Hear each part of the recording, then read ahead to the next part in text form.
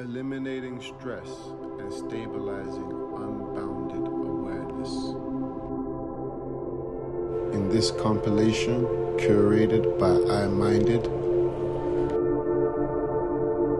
we present some of Maharishi Mahesh Yogi's answers. As Maharishi Mahesh Yogi gives guidances.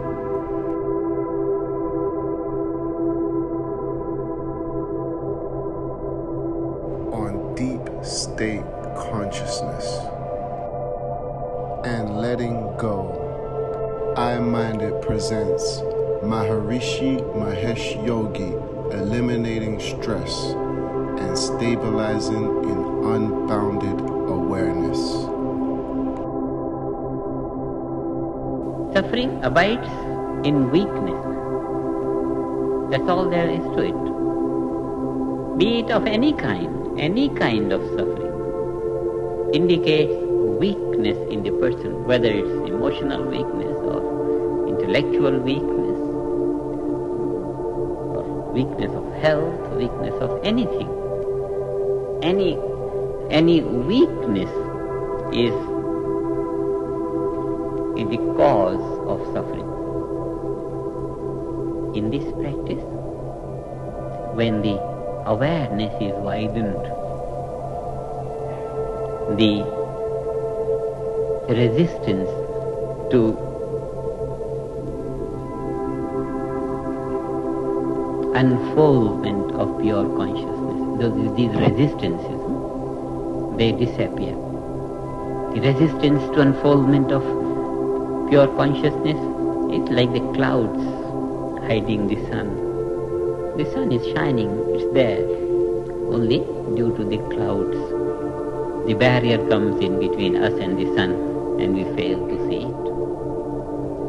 Pure consciousness is there, pure intelligence is there, it's there already, it doesn't have to be cultivated. Only the resistance is for its cognition, the resistance for its full utilization in the daily life. Those resistances have to go, and these resistances are stresses and strains.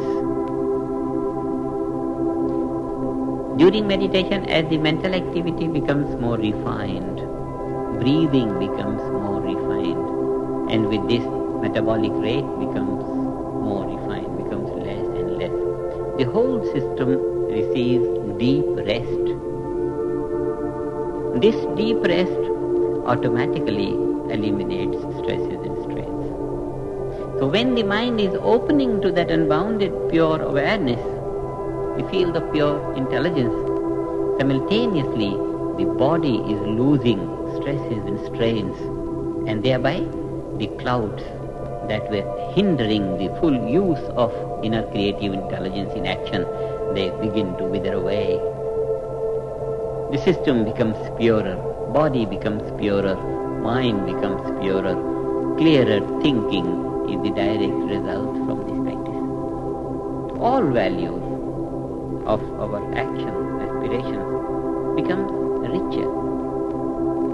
One saying has become popular in our movement, say, water the root to enjoy the fruit.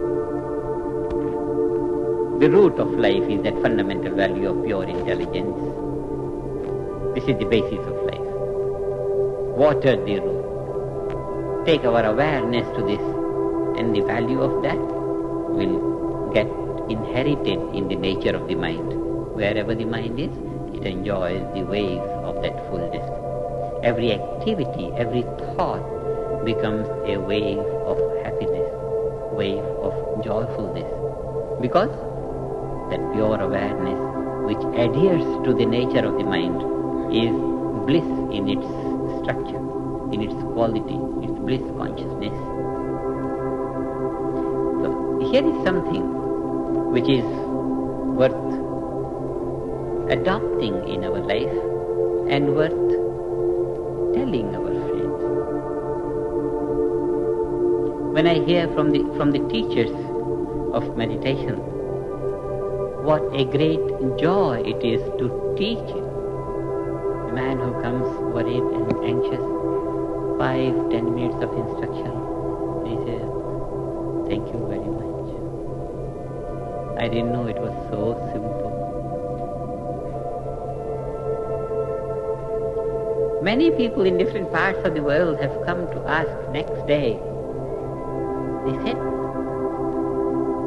"It's very good, I feel very good, but tell me what you have taught me."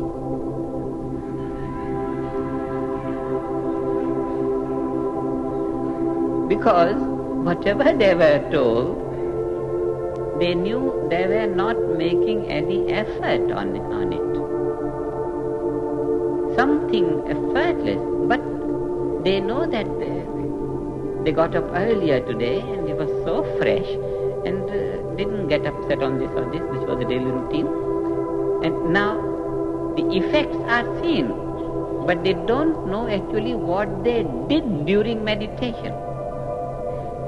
It came out to be so effortless, and because they did it in such an effortless manner, that's why they came to know, "Tell me what I did at that time, what you taught me."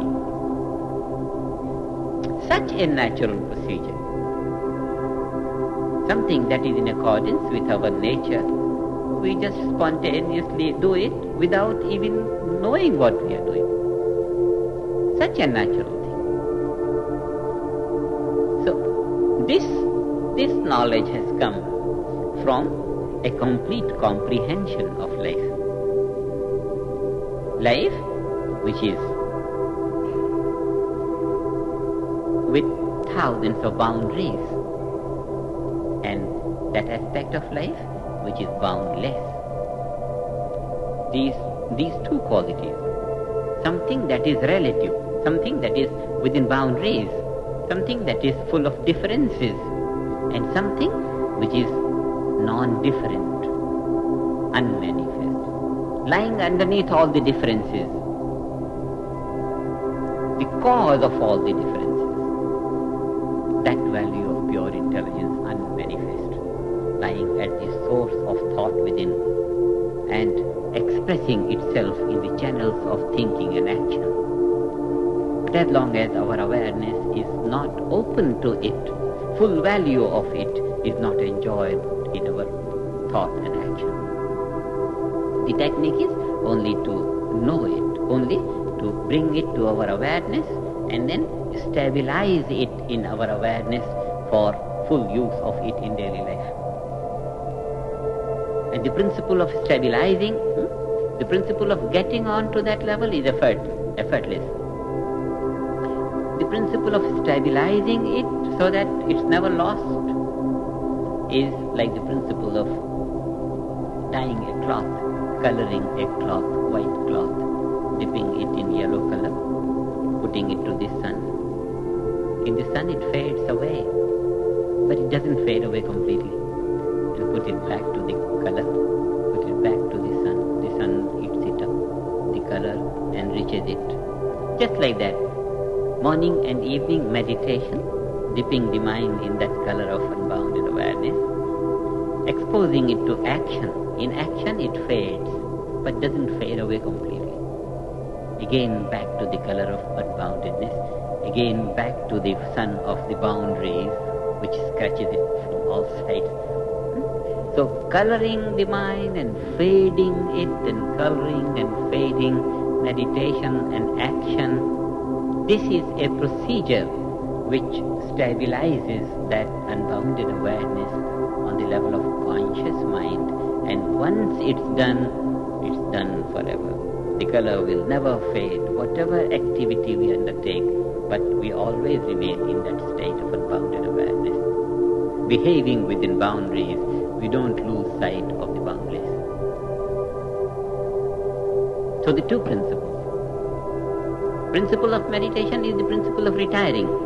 When closes the eyes, sit, take the mind out from the gross, multiple, relative existences and brings the attention to that state of unity within.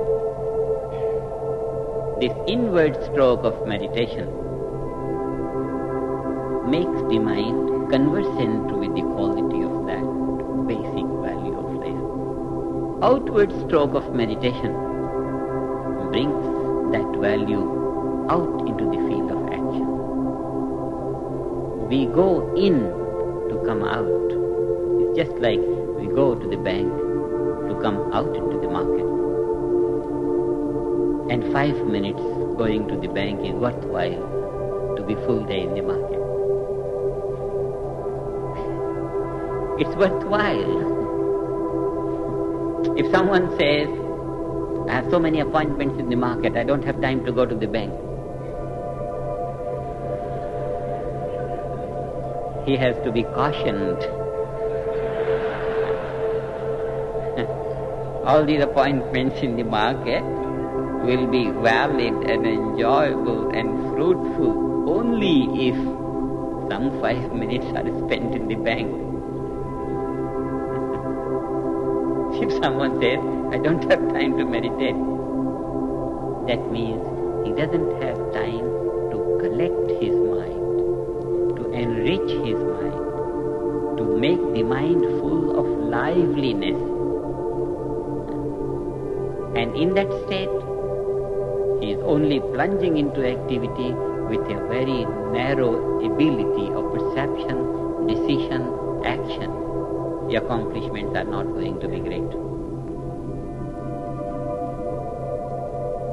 This technique, this knowledge is so very vital to everyone's life, no matter what one is doing.